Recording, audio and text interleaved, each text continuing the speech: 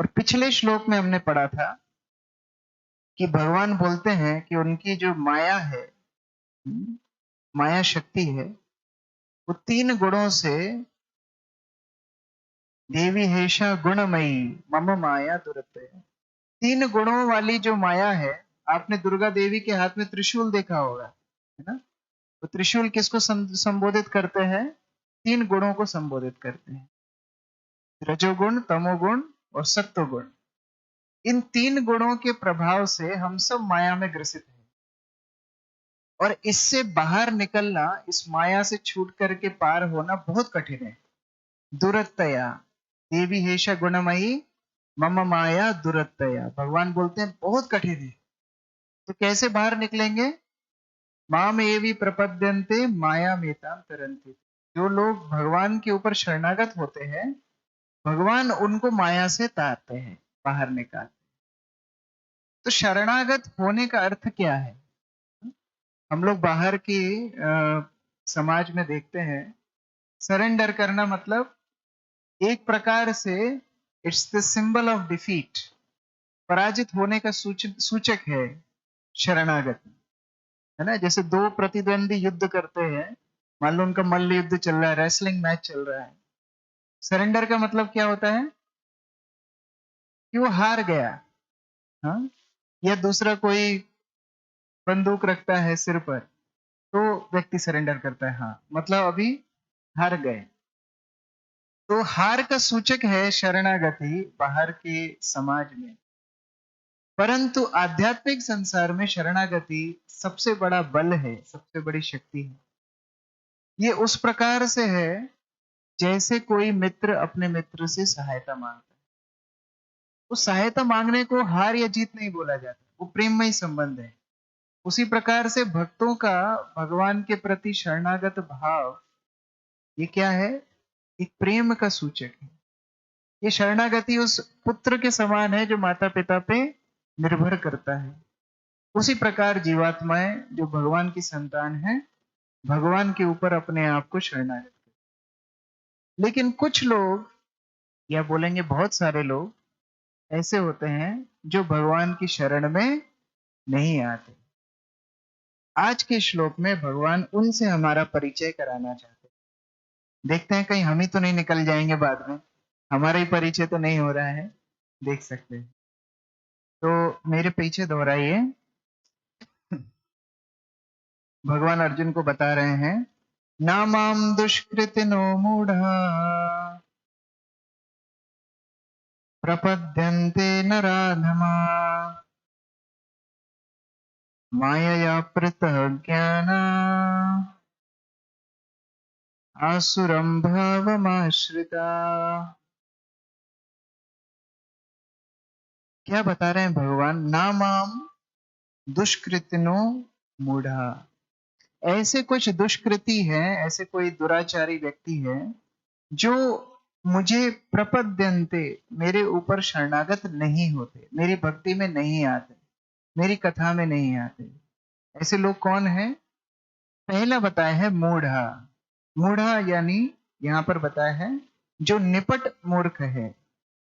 मूर्खता का सूचक ही है जो भगवान की भक्ति में ना आए, वो निपट मूर्ख है। और नराधमा, जो नरों में, मनुष्यों में अधम है, नराधमा। और माया या पृथः ज्ञाना, माया ने अप्रतः मतलब अपहरण कर लिया है जिनकी ज्ञान को, जिनकी बुद्धि का अपहरण माया ने कर लिया है। यानी कि फिर एक बेवकूफ व्यक्ति को ही सूचक कर रहे हैं। माया अपहृत ज्ञान, जिनका ज्ञान माया द्वारा हर लिया है, अपहरित कर लिया गया है। और आसुरम भाव आश्रिता, आसुरिक भाव प्रवृत्ति वाले जो लोग हैं, ऐसे 4 लोग भगवान की शरण में नहीं आते। कौन कौन? जो निपट मूर्ख हैं, जो मनुष्यों में अधम है, जिनका ज्ञान माया द्वारा हर लिया गया है, तथा जो आसुरों की नास्तिक प्रकृति को धारण करने वाले हैं, ऐसे दुष्ट मेरी शरण नहीं ग्रहण करते। तो इस प्रकार के 4 लोग भगवान की शरण में नहीं जाते। देखते हैं तात्पर्य में प्रभुपाद क्या समझा रहे हैं। भगवत गीता में यह कहा गया है कि श्री भगवान के चरण कमलों की शरण ग्रहण करने से मनुष्य प्रकृति के कठोर नियमों को लांघ सकता है। ये पिछले ही श्लोक में बताया भगवान ने, जो भगवान की शरण में जाता है प्रकृति के गुण उसको प्रभावित नहीं करते। यहाँ पर यह प्रश्न उठता है, अगर इतनी अच्छी चीज दे रहे हैं भगवान, तो फिर विद्वान दार्शनिक, वैज्ञानिक, व्यापारी, शासक तथा जनता के नेता सर्वशक्तिमान भगवान श्री कृष्ण के शरण क्यों नहीं ग्रहण करते? अगर इतनी अच्छी वस्तु भगवान दे ही रहे हैं, प्रोडक्ट आपका अच्छा है, तो बिक क्यों नहीं रहा मार्केट में? ये प्रश्न है।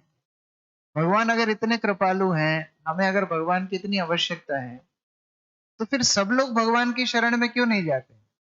हजारों लाखों लोग इस संसार में चल रहे हैं, अपने हिसाब से इंद्रिय तृप्ति कर रहे हैं, भगवान की शरण ग्रहण क्यों नहीं करते? ये प्रश्न है।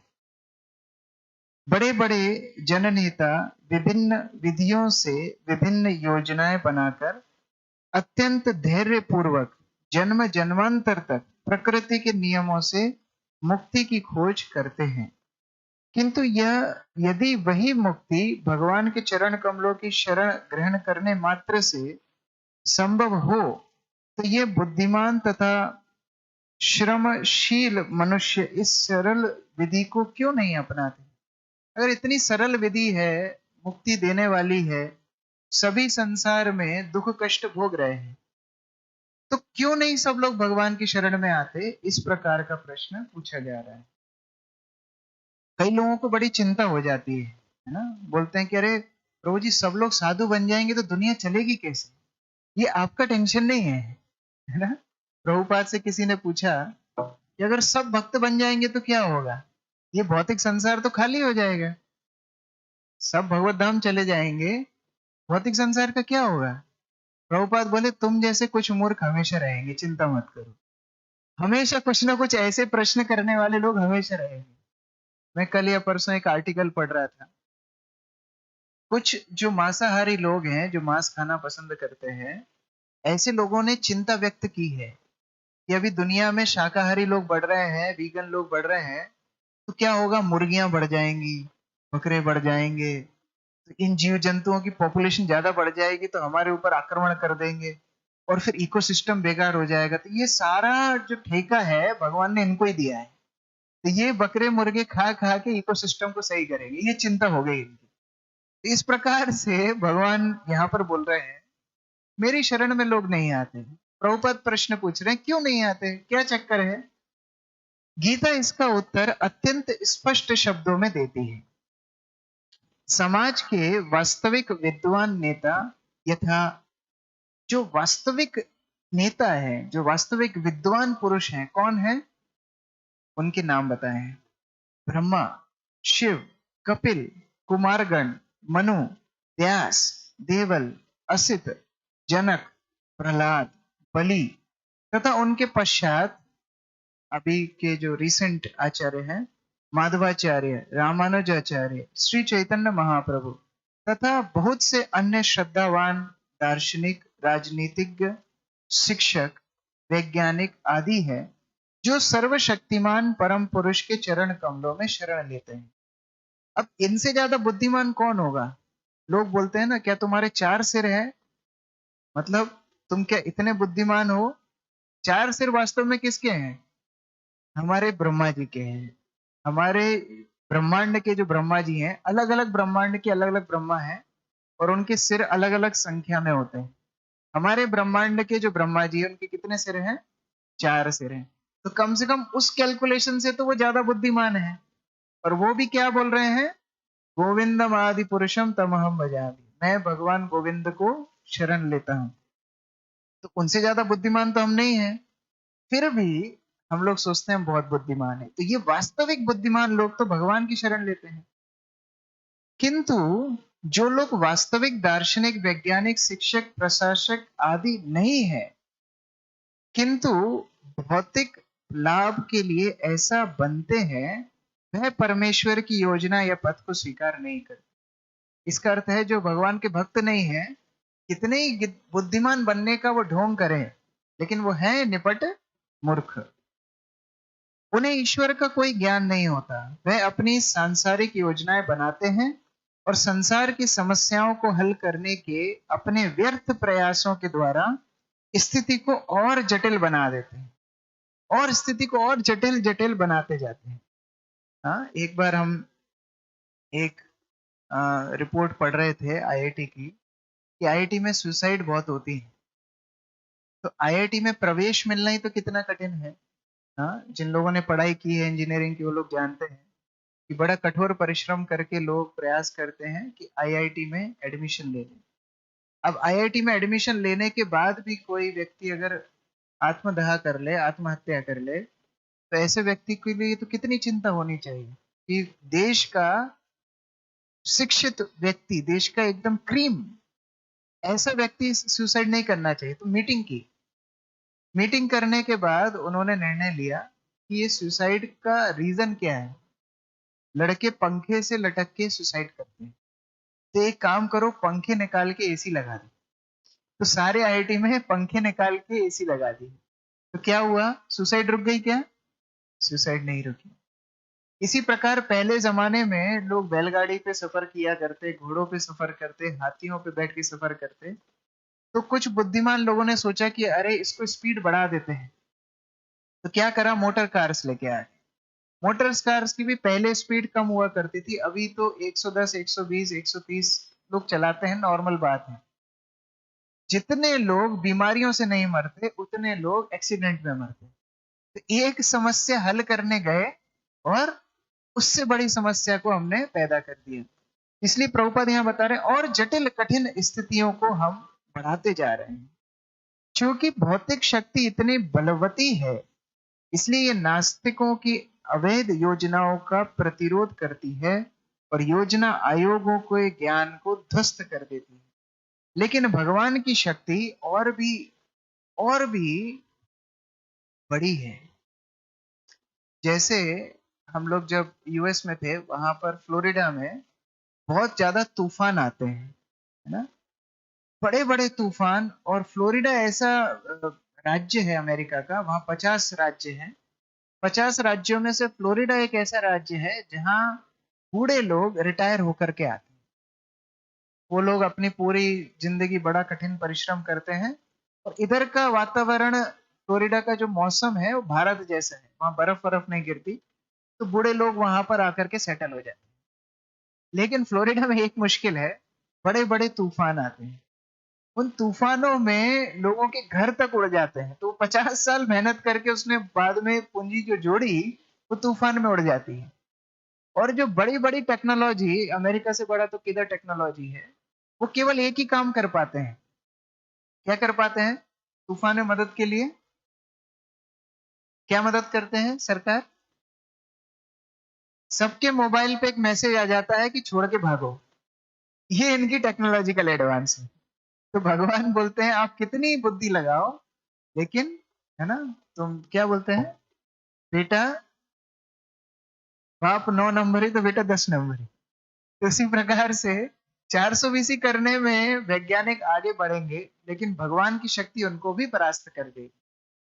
जैसे जब अज्ञातवास में 5 पांडव और द्रौपदी रहते थे, तो वहां पर एक व्यक्ति था कीचक। वह सोच रहा था हम बहुत बुद्धिमान हैं, और द्रौपदी के ऊपर उसकी गंदी नजर थी। एक कीचक जाता है द्रौपदी के पास और बोलता है, देखो तुम अकेली हो, तुमको कोई भी व्यक्ति शोषित कर देगा, तो तुम्हारा संरक्षण बहुत जरूरी है। और शास्त्रों से बताता है कि देखो, महिला को बचपन में पिता के संरक्षण में रहना चाहिए, युवा अवस्था में पति के संरक्षण में रहना चाहिए, वृद्ध अवस्था में पुत्र के संरक्षण में रहना चाहिए। तुम अकेली महिला बड़ी परेशान रहोगी, तुमको कोई भी शोषण कर जाएगा। ये खुद शोषण के भाव से ही आया है। सोच रहा है मैं बहुत बुद्धिमान हूं, तो द्रौपदी को मैं बेवकूफ बना लूंगा और उसको मैं भोग करूंगा। तो ऐसी परिस्थिति में द्रौपदी को बार बार परेशान करता था। तो द्रौपदी ने बताया भीम को कि देखो भाई, ऐसा एक कैरेक्टर है जो बार बार हमें परेशान कर रहा है। भीम ने बोला कोई बात नहीं, उनको आप सुबह सुबह बुला लो बाहर एक खुले मैदान में, उसका वहीं पर हम ऑपरेशन करेंगे। ठीक है, द्रौपदी ने भी उनको बोल दिया कि आप तो इतने हितैषी हैं, आपसे अच्छा हमारा कौन ध्यान रखेगा, आप हमको सुबह सुबह मिलने आ जाइए, बिल्कुल सूर्योदय के पहले खुले मैदान में हम मिलेंगे। कीचक बड़ा प्रसन्न हो गया कि हम इतने बुद्धिमान हैं कि हमने द्रौपदी को बेवकूफ बना दिया। आ गया सुबह तैयार होके, सबसे महंगा सेंट लगा के पहुंच गया मैदान में। वहां द्रौपदी तो मिली नहीं, कौन मिला? भीमसेन खड़े थे। भीमसेन बोलते हैं, आओ बेटा तुमको हम सिखाते हैं क्या करना है। इतना मारते हैं, इतना मारते हैं, इतना मारते हैं कि एक फुटबॉल की तरह कीचक बन जाता है। उसके हाथ पैर सबको मोड़ तोड़ के जैसे मानो आटा गूंथती है महिला है, इस प्रकार कीचक का आटा गूंथ दिया भीमसेन। सीखने की बात क्या है? बहुत बुद्धिमान व्यक्ति होते हैं जो सोचते हैं भगवान को छोड़ के हम भौतिक प्रकृति का भोग कर लेंगे। भगवान नहीं चाहिए, भीम नहीं चाहिए, द्रौपदी चाहिए। तो फिर क्या होता है? भगवान की शक्तियां आके उनको कीचक फुटबॉल बना देती है। तो उस प्रकार के लोग भगवान की शरण में कभी नहीं आ सकते। नास्तिक योजना निर्माताओं का यहाँ पर दुष्कृतना कहा गया है, जिसका अर्थ है दुष्टजन। कृति का अर्थ है पुण्यात्मा। नास्तिक योजना निर्माता, नास्तिक योजना निर्माता मतलब सिलेबस में से भगवान निकाल दो, राज सभाओं में से भगवान का चरित्र निकाल दो। जो भक्त लोग, जो समाज साथ में मिलके प्रतिदिन भगवान का कीर्तन करता, भगवान को स्मरण करता, वो सभाएं बंद कर दो, सेक्युलर। ये सब क्या है? ये नास्तिक योजना बनाने वाले हैं। ऐसे निर्माता कभी कभी अत्यंत बुद्धिमान और प्रतिभाशाली भी होते हैं, क्योंकि किसी भी विराट योजना के लिए, चाहे वो अच्छी हो या बुरी, बुद्धि की आवश्यकता होती है। रावण, कुंभकर्ण, हिरण्यकश्यप, हिरण्याक्ष, ये सब भी तो बुद्धिमान ही थे ना। लेकिन उनकी बुद्धिमत्ता क्या थी? कैसे हम भगवान को, अस्तित्व को नकार दें, कैसे हम भगवान को छोड़ के भगवान की प्रकृति का भोग कर लें। रावण की यही तो इच्छा थी, राम नहीं चाहिए, सीता का भोग करना है। तो ऐसी प्रवृत्ति वाले लोग बुद्धिमान तो होते हैं, लेकिन नास्तिक की बुद्धिमान बुद्धि का प्रयोग परमेश्वर की योजना का विरोध करने में होता है। इसलिए नास्तिक योजना निर्माता दुष्कृति कहलाते हैं, जिससे सूचित होता है कि उनकी बुद्धि तथा प्रयास उल्टी दिशा की ओर होते हैं। एक बार एक नाव डूब रही थी, दो साइंस के स्टूडेंट उसमें जा रहे थे। अब नाव में छेद हो गया, तो बड़े परेशान हो गया एक छात्र, अरे हम तो डूब जाएंगे, छेद हो गया। तो दूसरा साइड, दूसरा जो छात्र था, उसने दूसरा छेद कर दिया। अब ये पहला वाला चिल्लाने लगा, रे क्या किया, दूसरा छेद क्यों किया? बोला देखो उधर मैंने लिख दिया इन, इधर लिख दिया आउट। पानी उधर से अंदर आएगा, इधर से बाहर निकल जाएगा। ये बोलते हैं चंडालों की चौकड़ी जी का जंजाल। तो इस प्रकार ना, नादान की दोस्ती जी का जंजाल।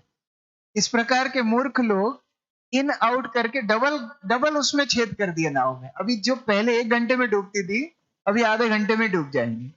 तो उस प्रकार से अच्छी भली भौतिक संस्कृति चल रही है, ये बुद्धि लगा करके और जल्दी डुबा देते हैं आप। गीता में यह स्पष्ट कहा गया है कि भौतिक शक्ति परमेश्वर के पूर्ण निर्देश में कार्य करती है, उसका कोई स्वतंत्र प्रभुत्व नहीं है। देखिए, मान लीजिए आप किसी मित्र के घर पे जाएं और वहां पर बाहर ही लिखा है क्या, अतिथि देवो भव। नहीं, आजकल तो कुछ और लिखते हैं। क्या लिखते हैं? कुत्तों से सावधान। अब बाहर ही आपने पढ़ लिया कि कुत्तों से सावधान, तो आप अंदर जाने की जरूरत करेंगे? गेट खोल के क्या करेंगे आप? फोन लगाएंगे या घंटी बजाएंगे कि मैं गेट पे खड़ा हूं, आप थोड़ा अपने कुत्ते को संभालिए तो अंदर आता हूं। बोलता है नहीं नहीं कोई बात नहीं, अंदर आ जाओ। गेट खोल के जैसे ही अंदर घुसे, वैसे ही एक 3-4 फुट का कुत्ता उचक के आपकी छाती पर आ गया और भौंकने लगा। अब क्या होगा? क्या करेंगे आप? भागेंगे? भागेंगे तो और बुरी हालत कर देगा। क्या करेंगे? मालिक को बुलाएंगे। जो मालिक आके एक बार बोलेगा तू, बस शू, वहीं से भाग जाएगा। उसी प्रकार से भगवान की शक्ति है माया, ये भगवान की प्रकृति है। ये त्रिताप क्यों दे रही है? क्योंकि हम भगवान को छोड़ के भगवान के संसार में रहना चाहते हैं। जैसे ही माया ये पहचान जाती है कि नहीं, ये तो हमारे भगवान का भक्त है, इस प्रकार मालिक का कुत्ता पहचान जाता है, अच्छा हाँ ये हमारे मालिक का मित्र है, तो कुत्ता वहीं पर छोड़ देगा, वहीं पर साइड में खड़ा हो जाएगा। ऐसी प्रकृति छोड़ देगी हमें त्रिताप देना अगर हम भगवान के भक्त बन जाएंगे। लेकिन कुछ लोग हैं जैसे मूढ़। मूढ़ कौन है? वे जो कठिन श्रम करते हैं और अपने कार्य में इतने व्यस्त होते हैं कि उन्हें रविवार के कार्यक्रम में बुलाओ तो भी बोलते हैं हम बहुत बिजी हैं। गीता दो हाथ में तो भी क्या बोलते हैं? बहुत बिजी हैं। प्रभुपाद तात्पर्य में बोलते हैं सबसे बिजी व्यक्ति है एक, कौन? गधा। उससे ज्यादा बिजी कौन होगा? दिन भर इतना बोझा उठाता है, इतना कठिन प्रयास करता है, उससे ज्यादा बिजी और कौन होगा? लेकिन इतना बिजी है, इतना बिजी है कि जो धोबी है उसका पूरा दिन इस्तेमाल करता है और रात में जाके एक मुरझाई हुई गाजर पटक देता है। ये आपके पूरे दिन का फल। यह है कर्मी लोगों की स्थिति। दिन भर कठिन प्रयास करेंगे, कार्य करेंगे, अंत में क्या मिलेगा? दो रोटी मिलेगी। जो किसान या व्यापारी जो सामान्य रूप से अपनी दिनचर्या चला रहा है वो ज्यादा अच्छे से खा पाता है। अभी मैं एक भक्त से बात कर रहा था, अभी वो हरिद्वार में योग ट्रीटमेंट लेकर के आए हैं।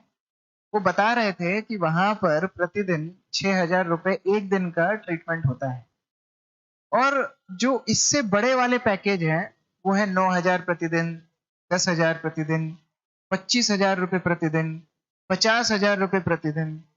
तो मैंने उनको बोला 50,000 रुपए प्रतिदिन का ट्रीटमेंट यदि कोई लेगा, अगर 10 दिन का भी लेगा तो 5 लाख रुपए। तो इतने ट्रीटमेंट वो लोग करते क्या है? तो वो प्रभु जी बता रहे हैं, बोले बहुत अमीर अमीर धनाढ्य लोग वहां आते हैं, 50,000 प्रतिदिन देते हैं, और वो योग ग्राम वाले उनको खाने पीने से रोकते हैं। ये उनका काम है कि आपको खाना नहीं है, पीना नहीं है, आपको करेले का जूस पीना है, आपको योगासन करना है, सुबह जल्दी उठना है, रात में जल्दी सोना है। तो ये काम तो बेचारा गरीब वैसे ही कर रहा है, उसका योगासन तो वैसे ही हो जाता है। तो 5 लाख रुपए देके अपने आप को खाने से रोकने की व्यवस्था लोग करते हैं। ऐसे लोगों को मूढ़ कहा गया है। जिस धन के ऊपर हम बैठे हैं उसको भूल करके भीख मांग रहे हैं। हम्म? साउथ अफ्रीका में एक बहुत अमीर व्यक्ति था, उसका बहुत बड़ा फार्म था, खेती करता, उसको वार्षिक आय होती, उससे उसका पूरा वर्ष निकल जाता। किसी ने उसको ज्ञान दे दिया कि भैया आप कहाँ खेती बाड़ी में लगे हो, आप हीरो का व्यापार करो। हीरो के व्यापार में आमदनी ज्यादा है, महिलाएं वैसे ही ज्वेलरी देख के पागल हो जाती हैं, इसका बिजनेस कभी ठप होगा नहीं, तो हीरो का व्यापार कीजिए। ठीक है, ये भाई ने अपना पूरा खेत बार सब बेच करके एक छोटी सी दुकान खोली हीरो। मेहनत कर करके मर गया, ज्यादा लाभ नहीं उठा पाया। जिस व्यक्ति ने खेत खरीदा था उस व्यक्ति ने खेत का निरीक्षण करने के लिए निकला, एक बहुत सुंदर सा पत्थर उसको मिला, घर उठा करके लेके आ गया, शोपीस में रख दिया। कुछ दिन बाद एक व्यक्ति मिलने के लिए आया, बोलता ये पत्थर कहाँ से मिला? ये तो हमारे खेत में बहुत सारे पड़े हैं। बोले बेवकूफ, ये हीरा है, इसका मतलब है तुम्हारे पूरे खेत हीरो से भरा हुआ है। जिसने बेचा था वो किसके लिए गया था? हीरो की दुकान खोलने, और उसका ही खेत हीरो की खदान था। कहने का अभिप्राय, हम लोग अपने भक्ति जीवन में ही वास्तविक धन को प्राप्त कर सकते हैं। उसको छोड़ करके मूढ़ व्यक्तियों की तरह हम बाहर परिश्रम करते रहते हैं और असली संपदा कृष्ण को भूल जाते हैं। ऐसे लोगों को भगवान यहाँ मूढ़ बोल रहे हैं। दूसरी कैटेगरी, चलो ज्यादा काम वाम नहीं करते हैं, मूढ़ नहीं है, तो कौन है? भगवान बोलते हैं नराधम। नराधम व्यक्ति मतलब नरों में अधम। नरों में अधम मतलब कैसे? जिसको कृष्ण भक्ति का अवसर मिला फिर भी पालन नहीं कर रहे हैं, ऐसे लोग होते हैं नराधम। पाश्चात्य जगत के लोगों को तो पता ही नहीं है कौन राम है, कौन कृष्ण है, क्या गीता, क्या भागवत, क्या रामायण। लेकिन दुर्भाग्य भारतवर्ष का कि यहाँ के लोग कचरे के ढेर के ऊपर बड़े आ सकते हैं। पुराने कौए और नए कौए, हमारे आचार्य लोग बताते हैं, पुराने कौए क्या होते हैं? ज्यादा उत्साही नहीं होते, कचरे को देखते हैं, इंतजार करते हैं जब सब चले जाएंगे तब वहां पर जाके कुछ खा लेते हैं। नए युवक कौए जो होते हैं ना, बड़े उत्साही होते हैं, कचरा डालने के पहले ही लड़ाई मचा देते हैं। पहले ही वहां पर आक्रमण कर देते हैं, एक दूसरे को मारना शुरू कर देते हैं, चोट से प्रहार करते हैं, एक दूसरे को चोट पहुंचा देते हैं। तो पाश्चात्य जगत के लोग इंद्रिय तृप्ति में लिप्त हो के पुराने कौए हो गए। अभी वो सोच रहे हैं हम योग की तरफ बढ़े हैं, अभी सोच रहे हैं आध्यात्म की तरफ बढ़े हैं। और भारतीय लोग क्या है, नए कौए हैं, उनको भी नया नया दिखा है। इंटरनेशनल ब्रांड्स, नया नया भोग, नए नए मॉल, नई नई भोग भोग प्रवृत्ति की सुविधाएं, इसलिए वो और भी ज्यादा पागल होके भौतिक संस्कृति में अपने आप को लिप्त कर रहे हैं। कृष्ण यहाँ पर उनको नराधम बोल रहे हैं। साथ में अवसर है कृष्ण भक्ति करने का, पूरे विश्व को सिखाने की जिम्मेदारी भारत की है, लेकिन उसको छोड़ करके हम पाश्चात्य जगत को अनुसरण कर रहे हैं। एक इसी प्रकार के प्रवचन में हमारे गुरु महाराज प्रवचन दे रहे थे, श्री श्रीमद भक्ति चारू स्वामी महाराज। तो वो इसी प्रकार भारतीय संस्कृति के ऊपर प्रवचन दे रहे थे। तो एक बंदा खड़े होकर के चुनौती देने लगा कि आप भारतीय संस्कृति के ऊपर प्रवचन दे रहे हैं, आपके इस्कॉन में तो इंग्लिश बोलते हैं, इंग्लिश की किताबें पढ़ते हैं, और आप सिखा रहे हैं हमको भारतीय संस्कृति। तो गुरु महाराज बोलते हैं, हाँ सही बात है, जिस दिन आप धोती कुर्ता पहन के आएंगे हमारे प्रवचन में, उस दिन हम भी संस्कृत में प्रवचन करेंगे। आप क्या पहन के आए हैं? पैंट शर्ट पहन के आए हैं। आप पाश्चात्य जगत के पीछे भाग रहे हैं। अब मानो चोर एकदम हायाबुसा बाइक पे जा रहा है और पुलिस जा रही है साइकिल पे, पकड़ पाएगी? कभी नहीं पकड़ पाएगी। चोर जा रहा है होंडा सिटी कार में और पुलिस को 4 स्ट्रेचर पे 4 लोग उठा के लेके जा रहे हैं, पकड़ पाएगी? कभी नहीं पकड़ पाएगी। तो हम पूरी गति से भाग रहे हैं पाश्चात्य जगत की तरफ। तो उनको पकड़ने के लिए भी भक्त लोग प्रयास करते हैं, चलो ठीक है, तुमको पाश्चात्य जगत में इंटरेस्ट है, पाश्चात्य जगत के लोग भी अभी हरे कृष्ण महामंत्र जप कर रहे हैं, तो कम से कम अभी तो करो। 40 साल तक प्रभुपाद ने प्रचार करने का प्रयास किया भारत में, एक भी भक्त नहीं बना। भारत में आप प्रचार कीजिए, लोग बोलेंगे हाँ हमको तो पता है, गीता भागवत सब सब घर में है, लेकिन पढ़ी नहीं है, पालन नहीं करा। जब प्रभुपाद अमेरिका गए, वहां जाके भक्त बनाए और विदेशी लोगों को भारत में लाए, उनको देखने के लिए 10-10, 15-15 हजार लोग प्रभुपाद के प्रवचन में आते थे। 15-15 हजार लोग एक प्रवचन में बैठ के देखते थे। प्रभुपाद बोलते थे ये मुझे देखने नहीं आए, ये मेरे गोरे शिष्यों को देखने के लिए आए। तो प्रभुपाद की इस टेक्निक के कारण भारत में वह प्रचार शुरू हुआ। नराधम स्थिति है, व्यवस्था है, फिर भी भक्ति में हमारा उत्साह नहीं है। तो ऐसे लोगों को कृष्ण यहाँ पर नराधम बोल रहे हैं। और क्या है तीसरा? दुष्कृतिना। दुष्कृतिना मतलब ऐसे, सॉरी, माया अपहृत ज्ञाना, जिनका ज्ञान माया ने अपहरण कर लिया है, ऐसे लोग भी भगवान की भक्ति में नहीं आते। ऐसे लोगों को गीता से आप मैनेजमेंट लेसन सिखा दो तो आ जाएंगे, गीता से टाइम मैनेजमेंट सिखाओ तो आ जाएंगे, गीता से बोलो गीता का उद्देश्य है भक्ति करना, नहीं नहीं नहीं नहीं, गीता तो कर्म सिखाती है। कौन से अध्याय में कर्म सिखाया गीता ने, बताइए? ओपन चैलेंज, किधर गीता ने कर्म सिखाया? कर्म नहीं सिखाया, भक्ति सिखाई। हर पेज में, हर श्लोक में भक्ति सिखाई है, अनन्य भक्ति सिखाई है। उस प्रकार गीता को खोल के पढ़ने के लिए हम सबको एक शुद्ध भक्त का सानिध्य चाहिए। प्रभुपाद बताते हैं तात्पर्य में कि अपने आप हम भक्ति में उत्साह नहीं प्राप्त करते, भक्तों की संगति लगती।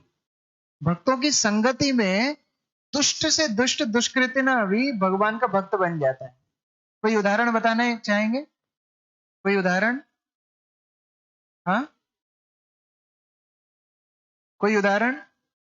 भक्तों के संग से दुष्ट व्यक्ति भी भक्त बन गया, कोई उदाहरण? जगाई मधाई का उदाहरण दे रही है माता जी। जगाई मधाई जो इतने पापी थे कि चित्रगुप्त भी उनका हिसाब नहीं रख पा रहे थे, ऐसे जगाई मधाई नित्यानंद प्रभु की कृपा से भक्त बन गए। और बाद में लोगों के हाथ में पत्थर देते थे वो, कि हमारे ऊपर आप मारिए, हमने आपको बड़े कष्ट दिए तो हमको आप मारिए।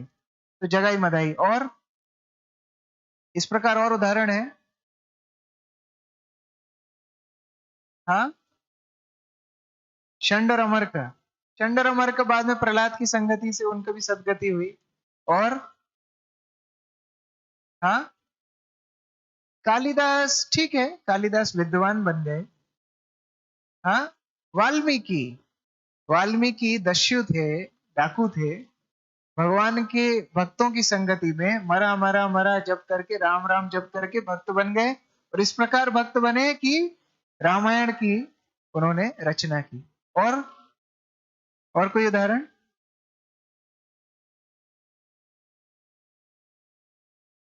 अंगुलीमाल डाकू भगवान बुद्ध का दर्शन करके भक्त बन गया।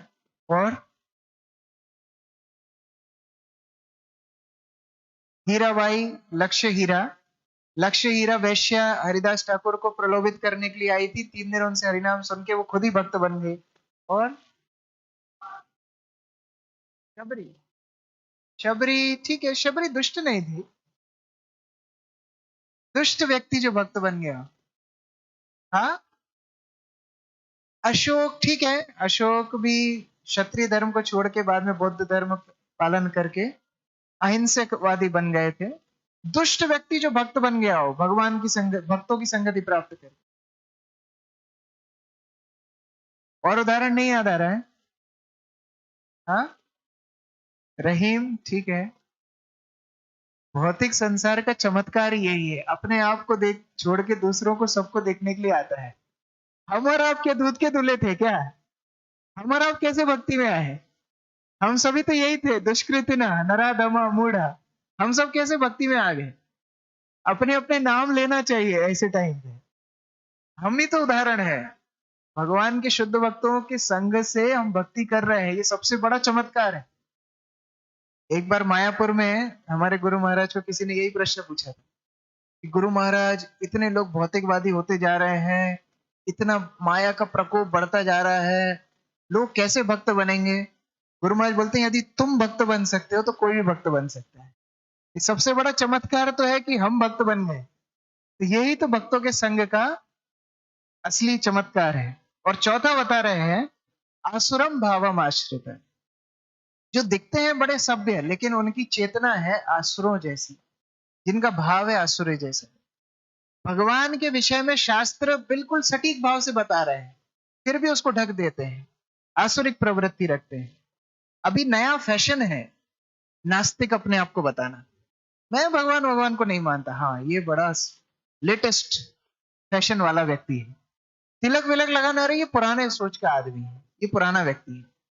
बच्चे बैटमैन विश्वास कर लेंगे, हाँ, सुपरमैन जो बाहर चड्डी पहनता है पैंट के ऊपर, उसके ऊपर विश्वास कर लेंगे, लेकिन हनुमान के ऊपर विश्वास नहीं करेंगे, हाँ? नरसिंह देव के ऊपर विश्वास नहीं करेंगे, ये मिथ्या है। नरसिंह देव मिथ्या है, बैटमैन सुपरमैन वो सत्य है, सत्य है। तो ये क्या है? आसुरम भावम आश्रित है। तो इस प्रकार के लोग भगवान की भक्ति में नहीं जाते, लेकिन अगर किसी प्रकार से उन्हें भक्त की संगति मिल जाए तो ऐसे लोग भी भक्ति में आगे बढ़ सकते हैं। जैसे जो कर्मी है, कर्मियों में अगर भगवान की एक संगति मिल जाए तो वही कर्म को वो भगवान की सेवा में आयोजित कर सकते हैं। आप लोग जानते हैं फोर्ड कंपनी जो चल रही है, फोर्ड की गाड़ियां भारत में बहुत चलती हैं। फोर्ड कंपनी किसने शुरू की थी? हेनरी फोर्ड है। उन्होंने फर्स्ट टाइम असेंबली लाइन से कार को जो प्रोडक्शन है उसको कई गुना तेजी से बढ़ा दिया था। अब उनके परपौत्र प्रभुपाद जी से मिले, उनका नाम था एल्बर्ट फोर्ड। प्रभुपाद जी के पास सूट वूट पहन के गए थे और भक्तों ने मिलाया कि प्रभुपाद ये एल्बर्ट फोर्ड है, हेनरी फोर्ड के परपौत्र। प्रभुपाद जी ने पहला प्रश्न पूछा, so you are Albert Ford, where is Henry Ford? आप एल्बर्ट फोर्ड हैं, आपके दादाजी हेनरी फोर्ड कहाँ हैं? ये प्रश्न उनको बड़ा अंदर तक चला गया। कहने का मतलब प्रभुपाद का था, जो इतने विख्यात हैं, जो इतने फेमस हैं हेनरी फोर्ड, कहाँ गए? उनकी मृत्यु हो गई, अभी कहाँ है वो? तो आप कार बनाने में लगे हुए हैं, पहले अपने अहंकार से तो छूटिए, पहले भगवान के पास जाएंगे कि नरक जाएंगे, आपकी अगली गति क्या होगी वो उसके बारे में तो सोचिए। ये सबसे बड़ा इन्वेस्टमेंट होगा। ऐसा बोल के प्रभुपाद ने हेनरी फोर्ड के परपौत्र को भक्त बनाया, दीक्षा दी, अमरीश प्रभु नाम दिया, और जिस मंदिर में आप बैठे हैं उस मंदिर को बनाने में भी बहुत अधिकांश डोनेशन उन्हीं ने दिया है। और अभी मायापुर में भी जो सबसे बड़ा मंदिर विश्व में बन रहा है, 700 करोड़ का मंदिर बन रहा है, जिसमें से आधा 350 करोड़ केवल अमरीश प्रभु ही दे रहे हैं, एल्बर्ट हॉल। तो कर्मी होना बुरी बात नहीं है, लेकिन मूड होना बुरी बात है। उस कर्म को भगवान की सेवा में लगाना है, भगवान की शरणागति में अपने आप को संलग्न करना है, भगवान का भजन करना है। देखिए, भगवान ने हमको अस्तित्व दिया, शरीर दिया, मन बुद्धि सब कुछ दिए। अभी उनकी एक ही अपेक्षा है, इन सभी इंद्रियों को हम उनकी भक्ति में लगाएं। और भक्ति करना क्या कठिन है? नरक में जाना कठिन है। नरक में जाने के लिए आपको दूसरों को धोखा देना पड़ेगा, आपको इंद्रिय तृप्ति में संलग्न होना पड़ेगा, बड़ा पैसा भी खर्च करना पड़ेगा। शराब पीना है तो पैसा खर्च करना, अवैध संग करना है तो पैसा खर्च करना, मांस भक्षण करना है तो पैसा खर्च करना, और भक्ति करना है तो सहज सरल है, दोनों हाथ उठा करके हरे कृष्णा कृष्णा कृष्णा हरे हरे, हरे राम राम राम हरे हरे। इसलिए हमारे आचार्यों ने मन को शिक्षा दी है कि हे मन, तुम कृष्ण का भजन करो। भजौ रे मन श्री नंद नंदन, अभय चरणार विंदरे। अभय चरण जो भगवान है, अभय प्रदान करने वाले जो भगवान है, जो भौतिक संसार में भय युक्त व्यक्ति है, उनको भय से छुड़ाने के लिए एकमात्र साधन है भगवान की शरणागति। इसलिए आचार्य लोगों ने मन को शिक्षा दी है कि भगवान का भजन करो।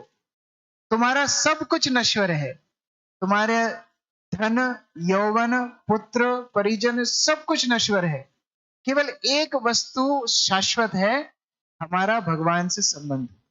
इसीलिए हम लोग साथ में मिलके भगवान को स्मरण करेंगे, भजन करेंगे। आप स्क्रीन पे लगा सकते हैं, भजौ रे मन श्री नंद नंदन। भजन हम एक साथ गाएंगे, हरे कृष्ण महामंत्र गाएंगे।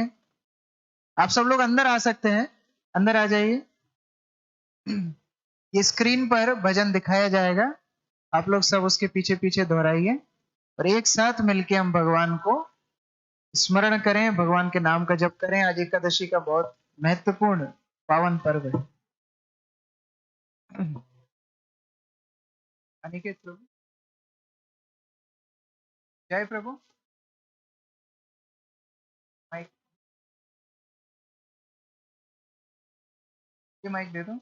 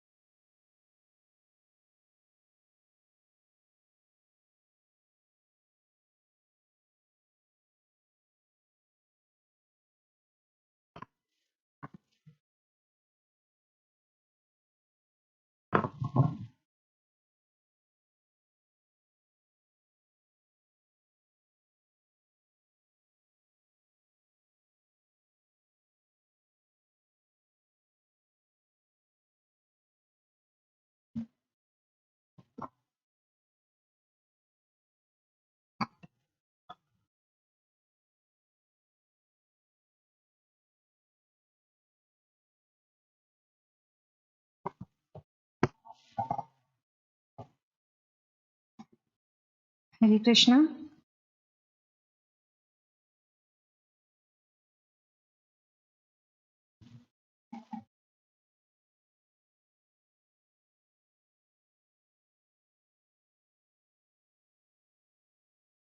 कृपया सभी लोग मेरे पीछे पीछे गाइए। भजहु रे मना श्री नंद नंदन, अभय चरणार विंदरे। भजहु रे मना श्री नंद नंदन, अभय चरणार विंदरे।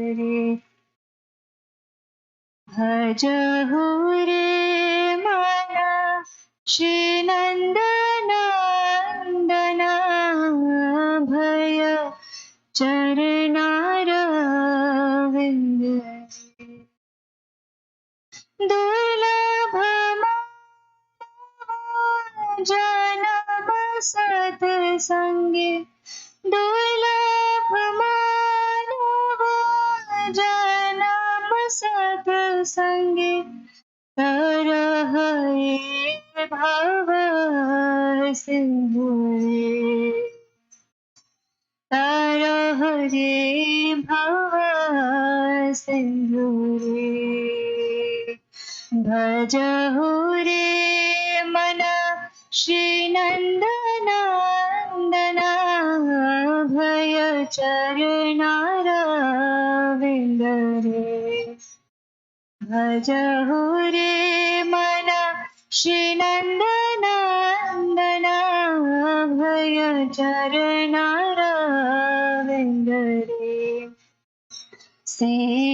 सीतातप दात परीक्षण दिन जामिनी जागे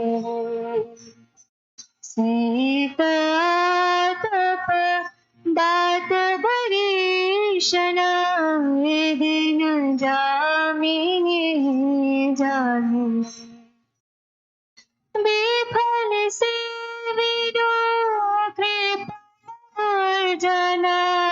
विफल से विदो कृपण दुर्जन चपल सुख लागे रे लागे रे भजहु रे मन श्री नंदनंदन भय चरणारविंद रे भजहु रे मन श्री नंदनंदन भय चरणारविंद रे धन यौवन पुत्र परिजन किया छे परती रे धन यौवन पुत्र परिजन किया छे परती रे कमल दल जल जीवन तलमल कमल दल जल जीवन तलमल भजहु हरि पदानि रे भजहु हरि पदानि रे भजहु रे मन श्री नंदनंदन भय चरणारविंद रे भजहु रे मन श्री नंदनंदन भय चरणारविंद रे श्रवण कीर्तन स्मरण वंदन पाद सेवन दास रे श्रवण कीर्तन स्मरण वंदन पाद सेवन दास रे पूजन सखी जन आत्मनिवेदन पूजन सखी जन आत्मनिवेदन पूजन सखी जन आत्मनिवेदन पूजन सखी जन आत्मनिवेदन गोविंद दास अभिलाष रे गोविंद लाश रे गोविंद दास अभिलाष रे गोविंद भजहु रे मन श्री नंदनंदन अभय चरणारविंद रे अभय चरणारविंद रे भजहु रे मन श्री नंदनंदन अभय चरणारविंद रे अभय चरणारविंद रे अभय चरणारविंद रे अभय चरणारविंद रे अभय चरणारविंद रे हरे कृष्णा कृष्णा कृष्णा हरे हरे हरे राम राम राम हरे हरे। गाइए सभी लोग। कृष्णा कृष्णा कृष्णा हरे हरे हरे राम राम राम हरे हरे कृष्णा कृष्णा कृष्णा कृष्णा हरे हरे राम हरे हरे हरे कृष्णा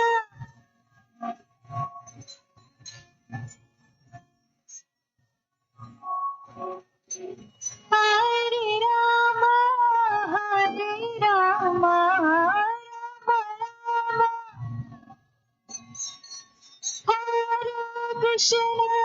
हरे कृष्णा कृष्णा कृष्णा हरे हरे हरे राम राम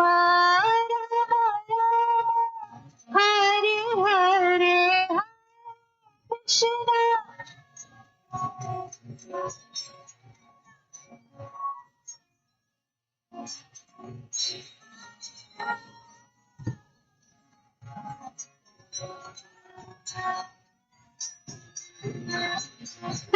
कृष्णा हरे कृष्णा कृष्णा कृष्णा हरे हरे हरे राम हरे हरे हरे कृष्णा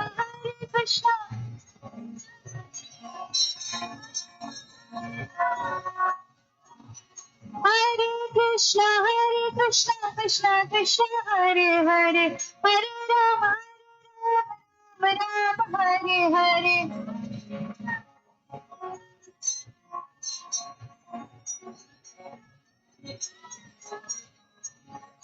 हरे Krishna Krishna Krishna Hare Hare Hare Ram Hare Hare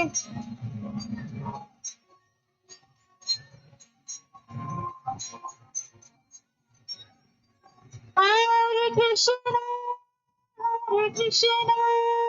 Krishna Krishna Hare Hare Hare Ram Ram Ram Hare Hare Hare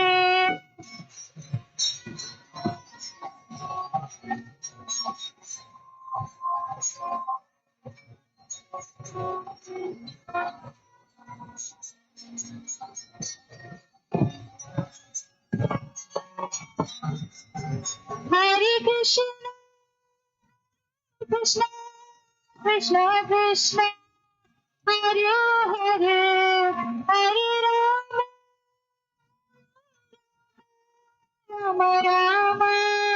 Hare Hare Hare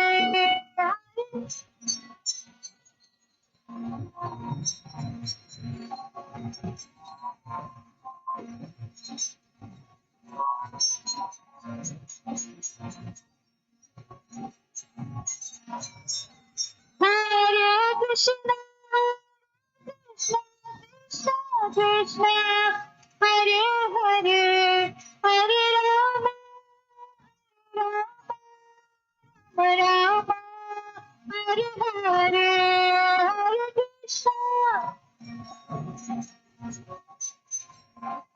Hare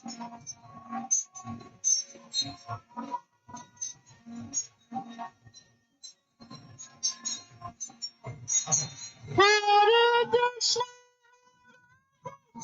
Krishna Krishna, Hare Hare, Hare Rama, Rama Rama, Hare Hare, Hare Krishna.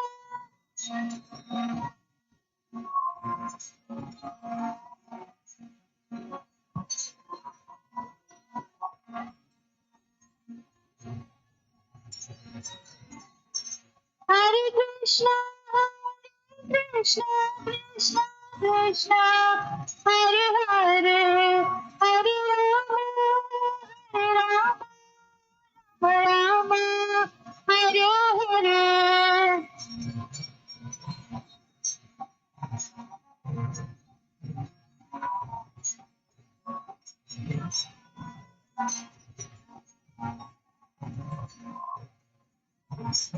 Hare Krishna, Hare Krishna, Krishna Krishna, Hare Hare,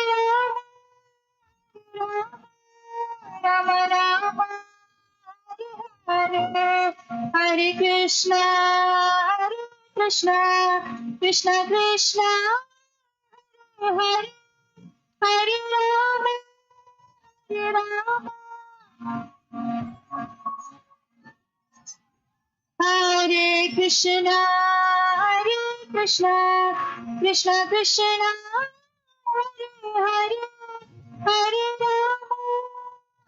Rama, Rama Rama, Hare Hare.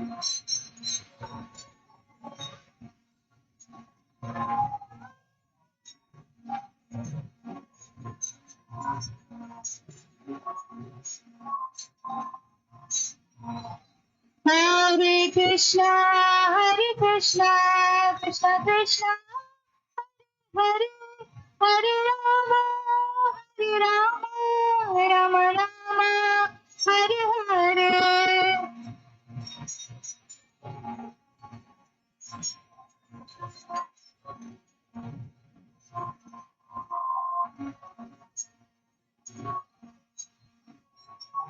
Hare Krishna, Hare Krishna, Krishna Krishna, Hare Hare Rama,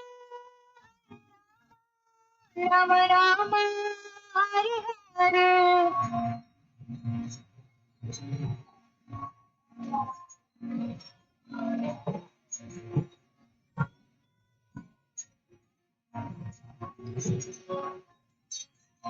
Jai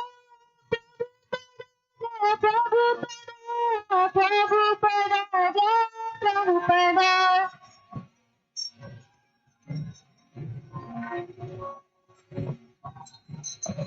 Nitai Gaur Hari Bol, Hari Bol, Hari Bol, Nitai Gaur Hari Bol. Hari Bol, Nitai Gaur Hari Bol.